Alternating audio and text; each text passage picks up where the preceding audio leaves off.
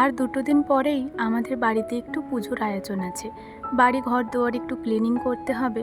মা কয়দিন ধরেই বলছিল তুই তাড়াতাড়ি চলে আয়, তবে আমার আর আশা হচ্ছিল না। দেখুন কালকে এসেছি, আর আসার সাথে সাথেই বাড়ি ঘর সমস্তটাই ক্লিনিং করতে লেগেছি সবাই মিলে। Hello everyone, good morning. কেমন আছেন সবাই? আশা করছি সকলে খুব ভালো আছেন, সুস্থ আছেন, আর আমরাও বেশ ভালো আছি। আমার আজকের আরও একটি নতুন ব্লগে আপনাদের সকলকে স্বাগত জানাই। আজ রবিবার, সকাল 8টা মতো বাজে এখন। আর এখন থেকেই আমি আমার আজকের ব্লগটি শুরু করছি। আশা করছি আমার আজকের ব্লগটি আপনাদের ভালো লাগবে। আর হ্যাঁ বন্ধুরা, ভিডিওটি স্কিপ না করে সম্পূর্ণ দেখার অনুরোধ রইল আপনাদের কাছে। সকালে উঠেই সবাই মিলে ক্লিনিং করতে লেগে পড়েছি। মা ওদিকে জামা কাপড় ধুচ্ছেন, আর ভাই এদিকে এই পাশটা যে একটু নোংরা রয়েছে, তারপর গাছের ডালগুলো তো অনেক বড় বড় হয়ে গেছে, সেগুলোই একটু কেটে সেটে নিচ্ছেন। তবে আমার আবার উঠতে একটু দেরি হয়েছে। আমি চা খাবো বলছি, মা বলছে আমার জন্যও 1 কাপ বানাবি। দেখুন, আমি মাকে বলতে গেলাম চা বানানোর জন্য, মাই আবার আমাকে বললো তুই আমার জন্য 1 কাপ বানিয়ে দিবি। যাই হোক, ঘরের মধ্যে এলাম। আমাদের বাড়িতে সকাল সন্ধ্যে চাটা এই ঘরের ভেতরে যে ইন্ডাকশানটা আছে এটার মধ্যে করা হয়, আর বাকি রান্নাবান্না রান্নাঘরেতে করা হয়। চা করা সসপ্যানটা মা বাইরে বের করে দিয়েছে, তাই আমি এই যে বাটিটি করে চাটা বানিয়ে নিচ্ছি। প্রথমে 2 কাপ জল দিয়ে দিলাম, আর তারপরে চিনি, চা পাতা।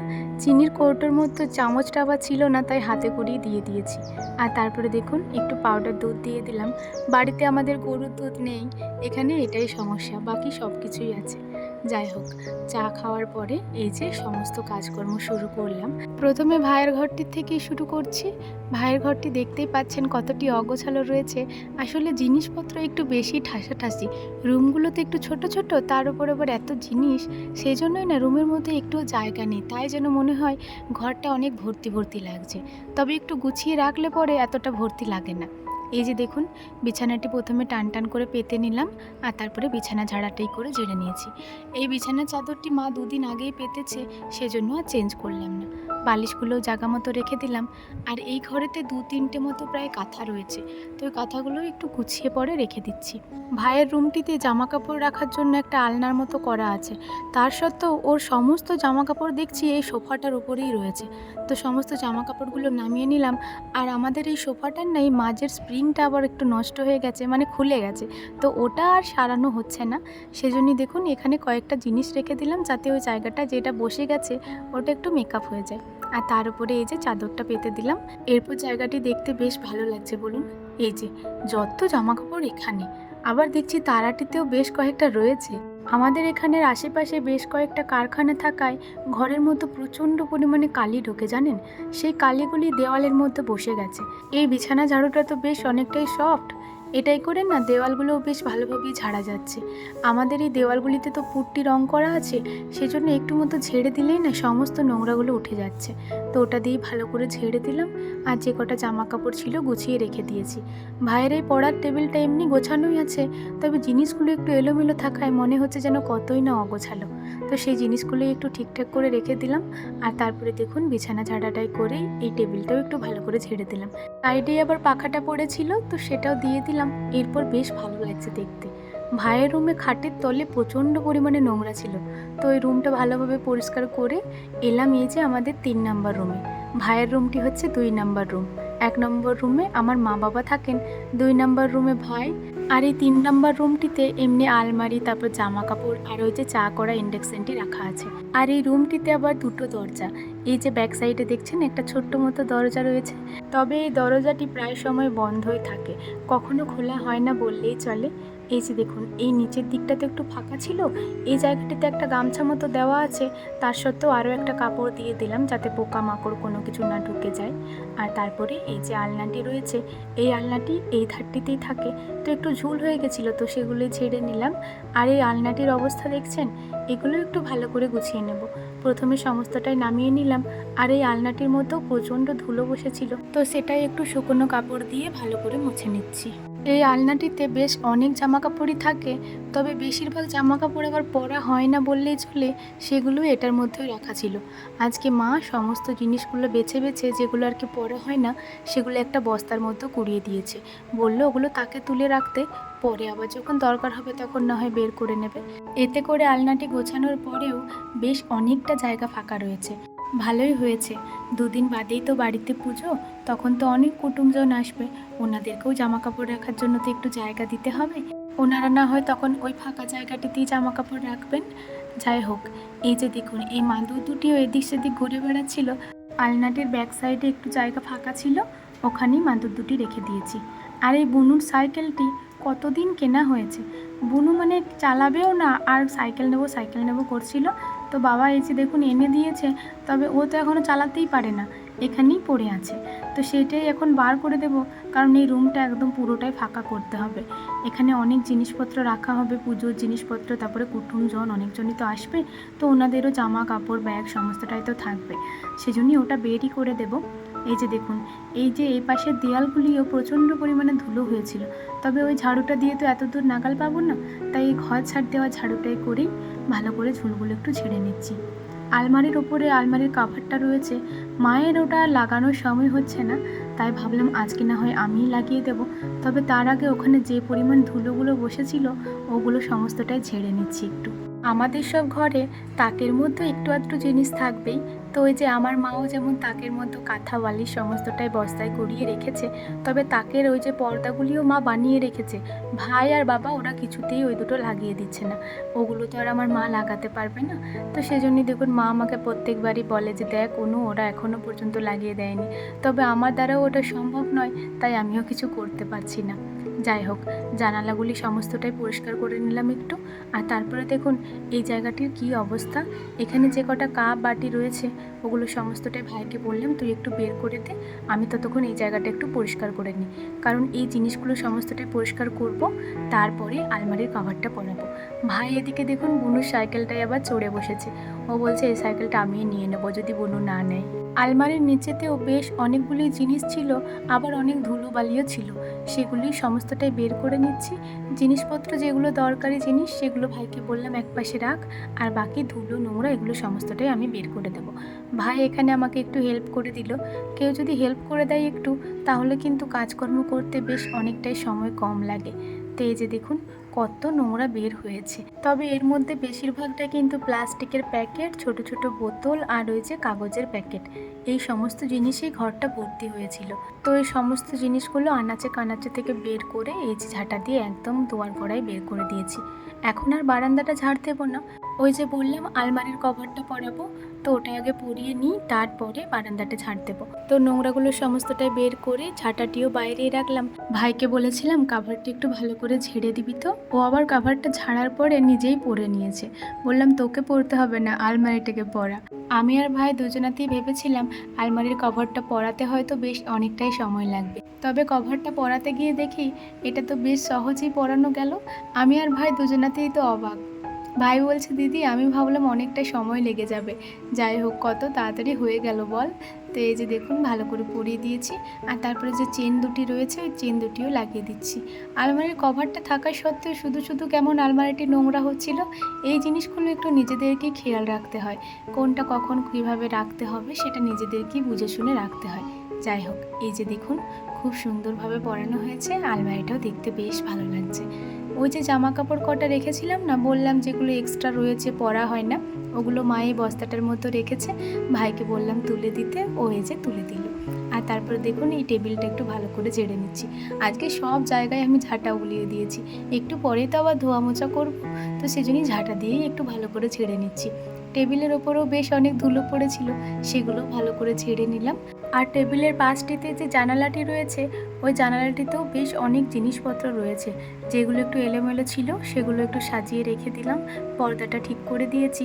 আর টেবিলের ওপরে এই যে কভারটি রয়েছে, এই কভারটি আবার খোলা রাখলে একদমই ভালো লাগে না, সেজন্যই না ওই যে জামা কাপড় একটা ক্লিপগুলো আছে ওগুলো করেই ভালো করে এঁটে দিই চারিধার, তাহলে দেখতে বেশ ভালো লাগে।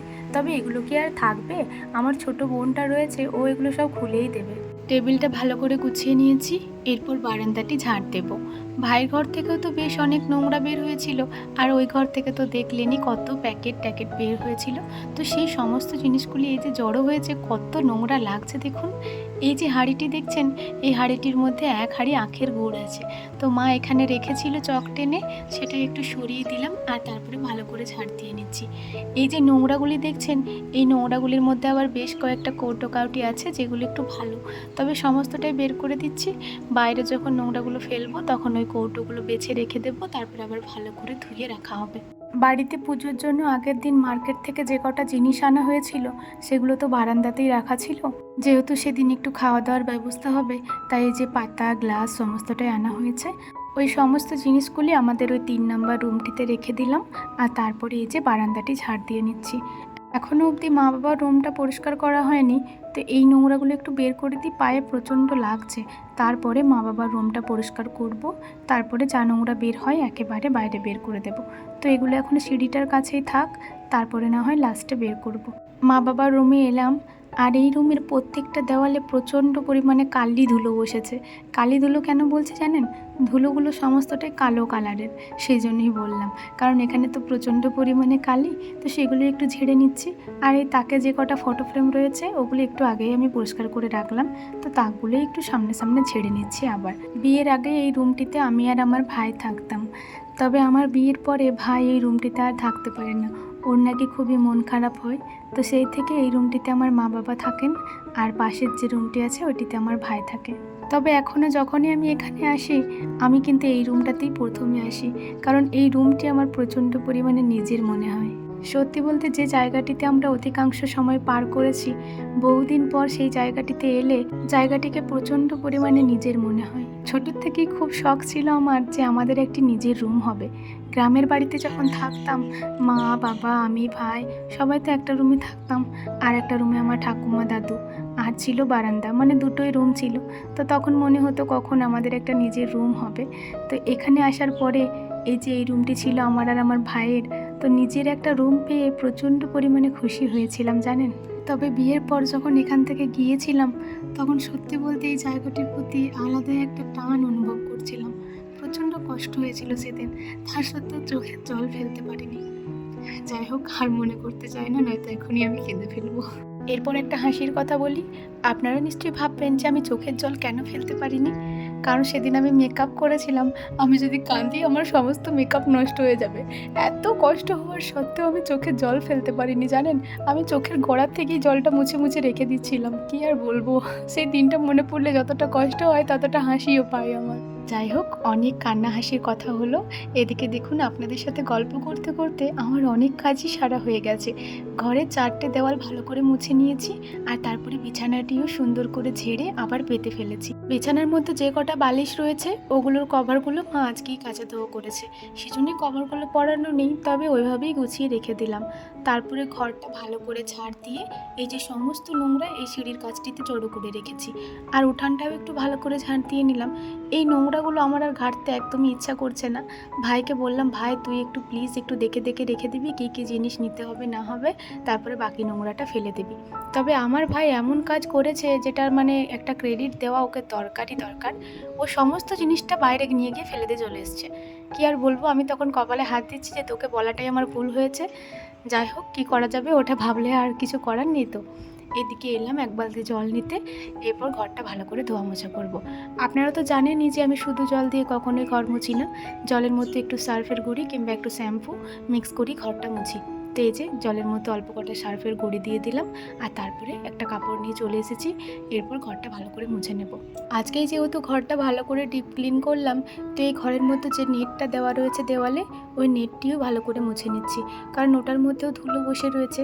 আজকের দিনটা অন্তত একটু ভালো করে মুছে নিই, তারপর থেকে আবার নর্মালি যেমন মোছা হয় সেটা না হয় মুছে নেব, কারণ রোজ রোজ এত বড় বাড়ি সারা দেওয়ালময় মুছতে একদমই পারা যায় না। তো এই যে ঘরের নেট দেওয়াল সমস্তটাই ভালো করে মুছে নিচ্ছি। আর এই পাশে যে ইন্ডাকশানটা রয়েছে এটাও একটু ভালো করে ধুতে হবে, তবে তার আগে এই যে আলমারির নিচেটাও একটু ভালো করে মুছে নিলাম। ওখানে আর একটাও জিনিস নেই, প্রথমে কত জিনিস ছিল আপনারা দেখলেন তো, সমস্ত জিনিসটাই বাইরে বের করে দিয়েছি। আর যেহেতু এখানে চা করা হয়, তো চায়ের অনেক ছিটে ফোটা দাগ এই দেওয়ালটির মতো লেগে রয়েছে। পুট্টি করা দেওয়াল তো, একটু ভালো করে ধুয়ে দিলেই কিন্তু উঠে যায়, সেজন্য এই যে ভিজে কাপড় দিয়ে ভালো করে মুছে নিচ্ছি। আর এই যে স্লেটটির উপরে এই ইন্ডাকশানটা চাপানো রয়েছে, ওটার মধ্যে চায়ের অনেক দাগ বসেছিল, তো সেটাও একটু ভালো করে মুছে নিলাম। আর তারপরে সারা বাড়ি মুছে নিয়েছি। সমস্তটাই তো আর আপনাদের সাথে শেয়ার করাটা সম্ভব নয়, তাহলে ভিডিওটি অনেকটাই বড় হয়ে যাবে। তো এই যে পুরোটি মুছে নিয়েছি। আর তারপরে এই বারান্দার সামনের যে গেটটি রয়েছে, ওই গেটটিও একটু ভালো করে মুছে নিলাম, কারণ ওই গেটটির মধ্যেও প্রচণ্ড পরিমাণে কালি বসেছিল।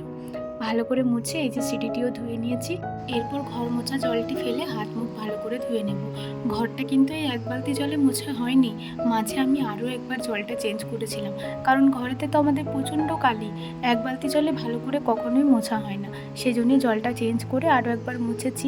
আর এরপর চলুন, ঘরের মধ্যে ঝাড় দেওয়ার সময় যে পর্দাগুলি ওপরে তুলে রেখেছিলাম, এগুলো এরপর একটু সুন্দর করে নামিয়ে নিই। তারপরে সারা বাড়িটা আপনাদেরকে একবার দেখাবো যে কিভাবে কি ক্লিনিং করলাম, কিভাবে কি একটু জিনিস ঠিকঠাক রাখলাম, আপনাদের সাথে সেটা শেয়ার করব। কোন সকাল 8টা থেকে এই কাজকর্মগুলো শুরু করেছি, ভাবলাম এখন হয়তো 11টা 12টা মতো বাজবে, তবে ঘড়ির কাটার সময় দেখে আমি তো অবাক, এখন পাক্কা 1টা বাজে। জানেন কতটা দেরি হয়ে গেছে, আমি তো কাজ করতে করতে বুঝতেই পারিনি। সত্যি বলতে যখন আমরা কোনো কাজে মেতে যাই তখন সময়ের হোঁশ থাকে না। মা এবারে দাদুর বাড়ির থেকে এই যে 2 গোছা ধান এনেছে, এই ধানগুলি বারান্দাতে সাজিয়ে রেখেছি, খুব ভালো লাগছে দেখতে। এই যে এই পাশের টেবিলটাও কিন্তু আবার জল দিয়ে মুছে নিয়েছিলাম। এটা হচ্ছে মা বাবার রুম। মা বাবার রুমটিতে আমাদের বেশ ছোটোবেলাকার কয়েকটি ছবি আছে, আর মা বাবারও অনেক আগেকার ছবি আছে, তো সেগুলোই এই তাকটির মধ্যে রাখা আছে। আর এই রুমটি আমার খুবই প্রিয় একটি রুম, এখানে এলে আমার খুবই ভালো লাগে, আমার সবসময় এই রুমটিতেই থাকতে ইচ্ছা করে। যাই হোক, এটা হচ্ছে ভাইয়ের রুম। ভাইয়ের রুমটাতে যা পরিমাণ নোংরা ছিল বলে বোঝানো যাবে না। এখন দেখুন বেশ টিপটাপ লাগছে, ভালো লাগছে। আর এই রুমটিতে এই যে আলনাটি রয়েছে, এখানে রেখেছি গামছা, লুঙ্গি, ধুতি, এই সমস্ত জিনিসগুলো যেগুলো হাতের কাছে দরকার সেগুলো রেখেছি এই ধারের আলনাটিতে। আর বাকি জামা কাপড়গুলো তো ওই পাশের বড় আলনাটিতে রেখেছি। এই রুমটিতে হলুদ কালারটি করা থাকায় খুব সুন্দর হলুদ কালারটি ফোটে কিন্তু। আর এই রুমটিতে ছবি ওঠাও বেশ ভালো হয়। এই যে আগের দিন যে মুদিখানার বাজারগুলি করে এনেছিল, ওগুলো সমস্তটি এখানে ঢালা আছে। দুপুরবেলা একবার ভালো করে লিস্ট থেকে মিলিয়ে নিতে হবে, তারপরে আবার জায়গায় জায়গায় রেখে দিতে হবে। এই পাশে যে ভাইয়ের কয়েকটা জিনিস রয়েছে ওগুলো রেখেছি। আর এই যে এই পাশে রয়েছে জামা কাপড় রাখা আলনাটি। আলনাটি তো আপনাদেরকে প্রথমেই একবার দেখালাম, খুব সুন্দরভাবে গোছানো হয়েছে, আর জায়গাটিও বেশ অনেকটাই বেড়ে গেছে। এই জায়গাটি পরে আবার কাজে লাগবে। এই রুমটিতে একপাশের দেওয়ালটিতে বেশ সুন্দর একটি ওয়াল পেন্টিং করা আছে, এই যে 2টি ময়ূর আর একটি হরিণের। এই ওয়াল পেন্টিংটাও বেশ ভালো লাগে আমার। তবে এই রুমটিতে আমার বেশি ছবি ওঠা নেই, আমার সমস্ত ছবি আমার ভাইয়ের রুমটিতেই ওঠা হয়। চলুন সমস্ত বাড়িটাই ভালোভাবে ঘুরিয়ে দেখিয়ে দিলাম, আর ক্লিনিংটা কেমন হয়েছে অবশ্যই জানাবেন। এরপর যাব স্নান করতে। যখন থেকে দেখেছি 1টা বেজে গেছে, শুধু মনে হচ্ছে কখন আমি স্নান করব। যাই হোক, স্নান করে এলাম। আর আজকেও দেখুন একটা নতুন নাইটি পরে নিয়েছি। আমার মায়ের যত নতুন নাইটি আমিই প্রথমে পরি, তারপরে আমার মা পরে। তবে এবারে যে 2টি নাইটি কিনেছে, এই লাল কালারের একটা আর হলুদ কালারের একটা, এই 2টো নাইটির মধ্যে এই হলুদ কালারটি আমার সবচেয়ে বেশি পছন্দ হয়েছে। আপনাদের কোনটা ভালো লেগেছে অবশ্যই জানাবেন। আজকে জামা কাপড়গুলো ছাদেই মেলে দিচ্ছি, কারণ নিচেতে তো প্যান্ডেল খাজানো আছে, একদমই শুকাবে না। বাড়ির পাশেই কারখানা থাকায় ছাদের উপরে তো প্রচণ্ড কালি, তাই ছাদে জামা কাপড় মেলাই হয় না, সেজন্য তারা খাঁচানোও নেই। তবে প্যান্ডেল করা হয়েছে তো ওই বাঁশগুলো বেরিয়েছিল, ওখানেই জামা কাপড়গুলো মেলে দিলাম। নিচেতে আসার পরে জবটা সেরে ফেলেছি। এই সময় দুপুর হয়ে গেছে, তো দুপুরের খাবার দাবার নিয়ে বসেছি। আজকে রান্নাটা আমি করব বলেছিলাম, তবে ক্লিনিং করতে করতে অনেকটাই দেরি হয়ে গেছে, তাই মাই আজকে রান্নাটা সেরে ফেলেছে। আজকে হয়েছিল ডাল আর মাছের বাটনা, ভেন্ডি ভাজা, আর একটু মাছের তেল ছিল যেটা মামিমা খাবে বলে রেখেছিল, ওটাই আমি আবার একটু খেয়ে দেখলাম, বেশ ভালো লাগছে। মায়ের হাতের মাছ রান্না আমার খুবই প্রিয়। এই মুহূর্তে বেশ অনেকটাই সময় পার করে ফেলেছি, এখন সন্ধ্যা 6:30 মতো বাজে। বিকালবেলাতে মা গেছিল এই যে সবার ঘরে একটু করে চাল আদায় করতে। আমাদের বাড়িতে পুজোর আগের দিন এভাবে সবার বাড়িতে একটু করে চাল আদায় করতে হয়, 3 ঘর কিংবা 5 ঘর কিংবা 7 ঘর। তবে মা বলছে যে আমি চাল আনতে গেছি দেখে সবাই ডেকে ডেকে আমাকে চাল দিচ্ছে। যদিও মাঝে একটা দিন বাকি আছে তারপরে পুজো, তবুও কি জানেন তো সেদিনকে প্রচণ্ড কাজের ভিড়, তাই মা একদিন আগে থাকতেই চালগুলি আদায় করে নিয়ে এলো। এই যে মা এসে পড়ে বললো একটু চা বানাতো। সবার জন্য চা বানিয়েছি, 3 জন মিলে চা খাচ্ছি। আর চা খেতে খেতেই নিমন্ত্রণ পর্বটাও সেরে ফেলছি। আপনাদের সকলেরও নিমন্ত্রণ রইল, সবাই আমাদের বাড়ি চলে আসবেন। সন্ধ্যাবেলা মা আবার বললো একটু আলপনা দিয়ে দিবি তো। বাড়ির প্রত্যেক দুয়ারে আলপনা দেওয়া আছে, তবে রান্নাঘরের দুয়ারটিতে দেওয়া ছিল না। তো এই যে রান্নাঘরের দুয়ারটিতে একটু আলপনা দিয়ে দিচ্ছি। প্রথমে একটু চক দিয়ে ছাপটা তুলে নিয়েছি, তার উপরে এই যে এঁকে নিচ্ছি। অনেক দিন আলপনা আঁকা হয় না, খুব হাত কাঁপছিল জানেন। তবে শেষ পর্যন্ত যে আলপনাটা সম্পূর্ণ করতে পেরেছিলাম, এতেই আমি বেশ খুশি। আজকের ভিডিওটিতে ভয়েস দিতে দিতে বেশ অনেক প্রবলেম ফেস করতে হয়েছে। এই যে নিচেতে বনু আছে, বনু তো অনেক চিৎকার চেঁচামেচি করছে, তার উপর ছাদে আবার প্রচণ্ড বৃষ্টি। আমি অবশ্য ছাদের সিঁড়িতে বসেই ভয়েস ওভার দিচ্ছি, তবুও এখান পর্যন্ত বনুর ভয়েস চলে আসছে, তো ওটাকে সবাই একটু ইগনোর করবেন। যাই হোক, এই মুহূর্তে দেখুন আলপনাটা আমার কমপ্লিট হয়ে গেছে। আলপনার ডিজাইনটা কেমন হয়েছে অবশ্যই জানাবেন। আমার আজকের ভিডিওটি এখানেই শেষ করছি। ভিডিওটি ভালো লাগলে একটি লাইক কমেন্ট করবেন এবং সাবস্ক্রাইব করে আমার ছোট্ট চ্যানেলটির পাশে থাকবেন। আপনার কোনো বন্ধুবান্ধব যদি এরকম ভিডিও দেখতে পছন্দ করে তাদেরকে শেয়ারও করে দেবেন। সবাই ভালো থাকবেন, আবারও দেখা হবে।